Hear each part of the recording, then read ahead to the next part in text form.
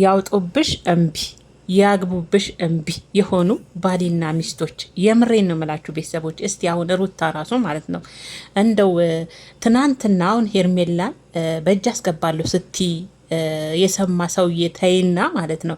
ይህን ቪዲዮ እንኳን ባሰሪ አሁን ላይ አብርሽ አምኖሽ አንቺ የምትዩን ነገር የሚያምን ይመስልሻል? ለአብርሽ እኮ አንቺ ልብ ውስጥ ምንም መልካም ነገር ብታስቢለት ለሱ ፊት ለፊቱ ላይ የሚታየው ክፋት ሆኖ ነው፣ ተንኮል ሆኖ ነው። የሆነ ነገር ጠንስሰሽ ነው። ምን ጠነሰሳችሁልኝ? ምን ቀመማችሁልኝ ነው አሁን የአብርሽ ነገር። እና ዛሬ እንግዲህ ሩታ እንግዲህ ያው ሰሞኑን በራሷ ቻናል ጠፍታለች። ትናንትና ያው በወይዘሪት ሄርሜላ ዩቱብ ቻናል ነበር ነው የመጣቸው። ዛሬ ግን ያው እንደምንም ብለው እንግዲህ ወይዘሪት ሩታ በራሳቸው ቻናል መጥተዋል። ያው ኦዲየንሶች በነገራችን ላይ ሩታ ከራሷ ቻናል ስጠፋ ይከፋቸዋል። በቃ በሰው ቤት ሳይዋት አይወዱም። ሩታዬ ለምን በራስሽ ቤት ነይልን ይላሉ እህቶቿና ዛሬ እንግዲህ ያው በራሷ ቤት ሩታ መታለች። እሱም ከአብርሽ ጋር ነበረ የመጣችው። እሱም ምን አዲስ ነገር አለ መሰላችሁ? ልጁን ተቀበለኝ ለትንሽ ጊዜ መንገድ ሌር ነው ቢሆንም ካሁኑ ሆዴ እየባባ ነው፣ ግን ልጁን ተቀበለኝ የሚል ጥያቄ ነው። አብርሽን ልጁን ውሰድ ነበረ ሩታ የጠየቀችው። አይ ሩታ አሁን ትናንትና አብርሽ ቤተሰቦች ያንን ቪዲዮ አይቶ ተውቱና ሩታ 10 ጊዜ መልካም ነገር ብታስብ አብርሽ አያምናትም። ይሄን ደግሞ በደባ አርጋ ጠንቅቃ ታውቃለች። ምን ተንኮል አስባ ነው የሚለው ነው ወደ አይምሮ እንኳን እሱ ኦዲየንሶችንም እያየን ነው። የሆነ ነገር ጠንስሳ ነው፣ የሆነ ነገር ቀምማ ነው ልክ እንደ አብርሽ ልብ ውስጥ ያሉ እስከሚመስሉ ድረስ ነው ኦዲየንሶች የራሳቸውን የሚያንጸባርቁትና የሩታ ዛሬ እንግዲህ አዲስ ነገር እንግዲህ እኔ የሆነ ጉዳይ ከሀገር ልወጣ ነው አለች እና ስሩቅ ሀገር ልሄድ ነው አለች። አዎ እንደዚህ አይነት ነገር ነው። ልጁን ውሰድልኝ ለትንሽ ጊዜ አንተ ጋር ይቀመጥ ነበር። ኧረ አብርሽ እናቴ በምንም ታምር አላምንሽም ነው ያላት። በምንም ታምር ደግሞ ምን አዘጋጃችሁልኝ ነው? ምን አይነት ወጥመድ አዘጋጃችሁልኝ? ምን ጠነሰሳችሁልኝ ነው? ስትፈልጊ ቤተሰቦች አሉሽ፣ እናት አሉሽ፣ እህቶች አሉሽ፣ እነሱ ጋር አስቀምጠሽ መሄድ ትችያለሽ ነው ያላት። አንድ በአንድ ማለት ነው ቃል በቃል እንዲህ ነው ያላት። በቃ እምነት የተባለ ፊቱ ላይ የለም። አያምናትም አሁን ላይ እንዴ እኔም እኮ እንደማያምናት እንኳን እሷ እኛም እያወቅን ነው። አብርሽ አሁን ሩታ እንደዚህ እንትን ማለት ነው መልአክ መስላ ፊቱ ላይ እንኳን ብትቆም አብርሽ መልአክ መስላ የቆመችዋን ሩታ ሰይጣን አድርጎ መጀመሪያ ስሏታል። በቃ እማትታመን ሁሌ ለሱ ተንኮል የምትሸርብ ተንኮል የምጠነስስ ክፋትን የምጠነስስ ሴት አድርጎ ነው በቃ አሁን አይምሮና ልቡ የተቀበለው። ስለዚህ ሩታ ያሁን አንቺ መልአክ ሆነሽ እንኳን ብትመጪ አብርሽ በፍጹም አያምንሽም። ስለዚህ አንቺም ደግሞ መንገድ መሄድ ከፈለግሽ ሩታዬ እነዛን የመሰሉ እናት አሉሽ። በእርግጥ አሁን እናውቃለን የሆነ ሳል ላይ ወደ ቤተሰቦች ጋር ለ2 ሳምንት ሄዳለሁ ብትይ እንደከለከለሽ እናውቃለን። ቢሆንም ግን 2 አማራጭ ትሰጪዋለሽ። በስልክ እንደው ልሄድ ነው ልጁን አንተ ጋር ላስቀምጥ ወንስ እናቴ ጋር አስቀምጬ ልሂድ ብለሽ እንደው ከካሜራ ጀርባ ለኦዲየንስም ራሱ እኮ አብርሽ እንደማምንሽ እናውቃለን ሁላችንም። አሁን ላይ እንዳልኳቸው ነውና ብለሽ ወን ማማከር ይሻል ነበረ እንጂ አሁን በተለይ ደግሞ ድጋሜ ደግሞ ትናንትና ለሄርሜላ ያልሻት ነገር አለ ሩታዬ በአንድ ወር ውስጥ የልጄን አባት አስገባለሁ በእጄ ብለሻታል። ያንን አይተሻት ዛሬ ደግሞ በእጃ ዞር ደግሞ መተሽ ልጁን አንተ ጋር ይሆንልኝ መንገር ልሄድ ነው ለትንሽ ጊዜ ስትይ እንዴት ያምነኛል ብለሽ ማሰብሽ እኛ ራሱ አናስብም። የምር ኦዲየንሶች ታስባላችሁ ያምናል ብላችሁ በፍጹም ነገርኳችሁ። እንደም እንደነገርኳችሁ ነው። በቃ ሩታ መልአክ መስላ በትቀርብ ፊቱ አብርሽ ፊት ለአብርሽ ሰይጣን ነው መስላ የምትታየው። በቃ ተንኮል የያዘች ክፋት የያዘች ሴት ሆና ነው የምትታየው። የቀረጸው ልብ ውስጥ ያስቀመጠው አይምሮ ውስጥም ያለው እሱና እሱ ብቻ ነው አሁን ላይ። ስለዚህ ሩታ ያንቺም አንድ ልጅ በሀገራችን አባባል አንዳንዴ ደግሞ ሴት የላከው ሞት አይፈራም ይባላል። አሁን ላይ ያን አብርሽ በልጁ የማይደራደር ነበር። አሁን ግን በልጁ ሳይሆን በሄርሜላ የማይደራደር ሰው ሆኖ ነው የቆመው። ያየው ዛሬ ሁኔታውን ማለት ነውና እምነትም የለም። ሲቀጥል ደግሞ ሩታዬ አንቺን ብትሆኚ በሀገራችን አባባል ምን አለ አንድ ልጅ የጆሮ ጌጥ ነው ይባላል። እሱን ናውሰድልኝ አንተ ጋር ይሁን ከማለት ለሱም ሳትነግሪ መንገር ለምን ያስፈልጋል? ለሱም ሳትነግሪ በቃ ቆራጥ ሩታ ታያታቃጢን ተይ። እኛም እኮ ተቃጠልን። አንቺ ብቻ ሳትሆኚ እኛም ነደድን በገነን ባንቺ የተነሳ ሩታ አረረን። እሱንም ጠርቶ በዚህ ልክ ውሰድልኝ የሆነ ምናምን ነገር አያስፈልግም። በቃ እሱንም ማሳወቅ አይጠበቅብሽም። መርጦ ሄዷል አይደል ከልጁ ያችን ሴትን አስመርጦ ትናንት የመጣች ሴትን አስመርጦ ሄዷል። መናገር የቆረጠች ሴት በነገራችን ላይ በሁሉም ነገር ቆራጥ ናት። ከልቧ የቆረጠች ሴት አይሆነኝም ይሄ ነገር ልክ አይደለም በቃ እዚህ ጋር ይበቃል ብላ የምትቆርጥ ሴት በሁሉ ነገር ቆራጥ ናት። የምታረገው ነገሮች ሁሉ ማንም አያቀባትም። በቃ ሁሉ ነገሯ ድብቅብቅ ያለ ነው የሚሆነው። ቆራጥ ሴት ማለት ነው። ስለዛ ሩታ አንቺ ስለምን እንደዛ አትሆኝም? በቃ ቆራጥ ቆንሽ የሆነ ነገር ለማስተካከል ስትፈልጊ ግዴታ አብርሽ ማወቅ የለበትም። በቃ ልጅሽንም እነዛን የመሰሉ ወርቅና ቆንጅዬ እናት አሉሽ።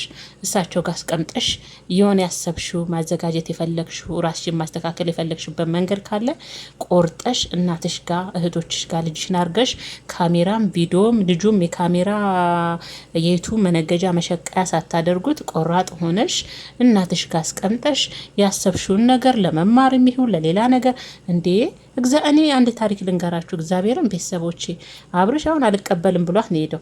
በፍጹም አላመናትም። አልቀበልሽም ነው ያለት። በቃ ልጄን ማገዝ ባለብኝ ነገር አግዛለሁ፣ ካጠገቡ መሆን ባለብኝ ነገር ፊት ለፊት ቆማለሁ። ከዛ ውጭ ግን አንቺን አምኜሽ ልጁ ልቀበልሽ አልችልም ብሎ ነው በቃ ዘግቶ የሄደው ቤተሰቦቼ። ስለዛ አንድ ምሳሌ ልንገራችሁ። እግዚአብሔር የኔ ሴትዮ ሴት ልጅ እንዴ ቆራጥ ስትሆን እንደምታስተው የኔ ሴትዮ ወደ 3-4 ልጆች ወልዳ እግዚአብሔርን እምላችሁ ልጆቿን እናቷ ጋር እና ስትነግረኝ እኔ እና ሴትዬ እግዚአብሔርን እምላችሁ እንዲ ቁጭ ብለን ነው የምናወራውና እነዛን 4 ልጆች እናቷ ጋር አስተምራ ዛሬ አስተማሪ ሆና የራሷን ስራ ይዛ የወንድ ልጅ እጅ የማታይ ሆና ዛሬ ላይ የምትኖረው ጠንካራና ጀግና ሴት ስለነበረች ዛሬ ላይ የወንድን እጅ ጠብቃ የምትኖር ሴት አይደለችም። የኔ ሴትዮ በራሷ ተንቀሳቅሳ ዝንጥ ያለ ቤት ሰርታ እንኳን ለራሷ ለልጆቿ የተረፈች ናት።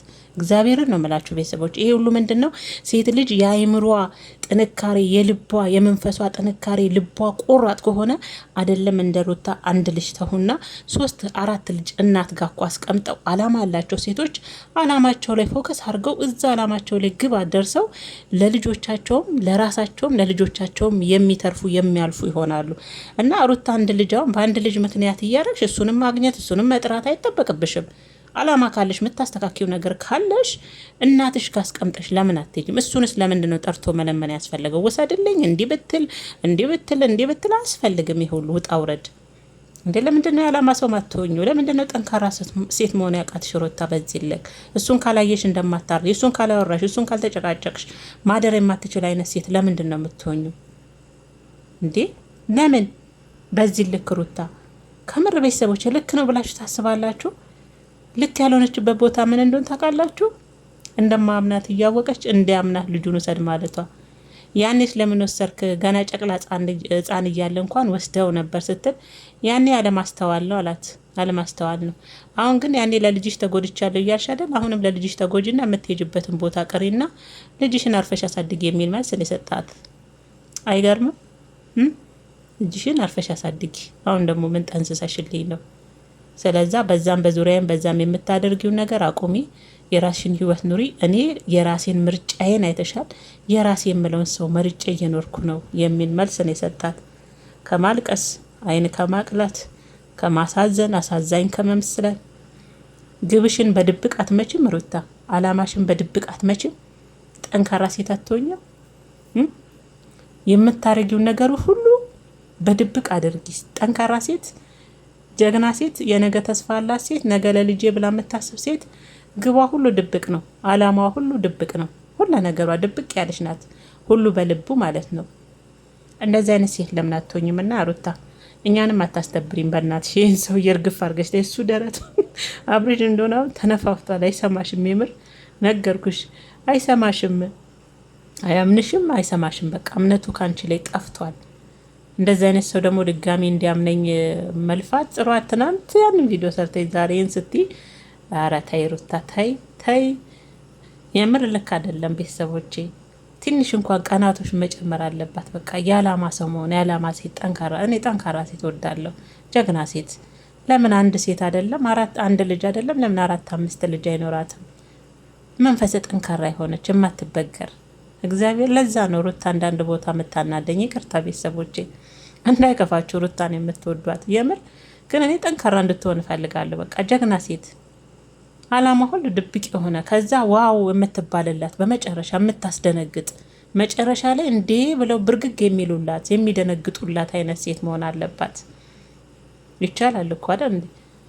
እና እንግዲህ አብርሽ ሳይቀበላትም ሀሳቧንም ሳይቀበል ባለማመን ነው ጥሏት የወጣው ማለት ነው። ከዚህ በኋላ እኔና አንቺ ምንም አይነት ነገር የሚያገናኘን ነገር በፍጹም የለም። የራስሽን ህይወት ኑሪ ነው ያላት። ይሄ የራስሽን ህይወት ኑሪ ራሱ ማብቂያው ነው የናፈቀን። እኛ ያመጡ የራስሽን ህይወት ኑሪ ነው ማብቂያው ነው የናፈቀን። እና በቃ አይተናል፣ እኛም አይተናል። እናትሽ ጋር አድርገሽ ሄደሽ አላማሽን አሳክተሽ ተመለሽ። ይሄን ያለው ነገር አይደል ምርጦችዬ። ስለዛ በእናትሽ ሩታዬ እንወድሻለን፣ እናከብርሻለን። ግን ደግሞ ስትልፈሰፈሺ እንደዚህ እሱን አስር እየጠራሽ ስትለማመጭ ይደብረን፣ እናውቃለን። ምናልባት ውስጥሽ ለሱ ፍላጎት ኑሮሽ ላይሆን ይችላል። ግን ቢሆንም ምንድነው አንድ ልጅ እኮ ጆሮ ጌጥ ነው አይደል እንዴ? አንጠልጥለሽ እኮ የትም ዝል። እናቶቻችን እኮ አንድ ልጁ ለጅና የትም ዝላ ይላሉ፣ የትም ተራቅጠሽ ነው ይላሉ። አንድ ልጅ አይደለም አንድ ልጅ 3-4 ልጅ ለእናትሽ ብትሰጪ እናትሽ የማሳደግ ብቃት አላቸው እንዴ። እሱንም ተስፋ አስቆርጨው እንጂ እንዴት አይነት ጠንካራና ጀግና ሴት እንደሆነች አሳዩ። ምን አይነት ብርቱ ሴት እንደሆነች አሳዩ። እኛም እንኳን ቤተሰብሽ እኛ የምንፈልገው ያንን ነው ሩታ። እና ለማንኛውም ያለው ነገር ይሄ ነው። እንግዲህ የሆነ አባባል አለ፣ ሴት የላከው ሞት አይፈራም አይነት ነገር ነው። አብርሽ አሁን ከሄርሜላ ቃል ፍንክች አይልም፣ ቪዲዮ ይታያል ሲሄድም ምን አርገ መጣም አለ። እንዳታምናትም ትለዋለች፣ እንዳትጠራጠራትም ትለዋለች። እሱም እሷ ምንም ብትልሽ እንዳታምኛት ነው። ይሄ ነው እንግዲህ ሁለቱ ጋር ያለው ንግግር ይሄ ነው ብዬ ነው የማስበው፣ ሄርሜላና አብርሽ ጋር ማለት ነው።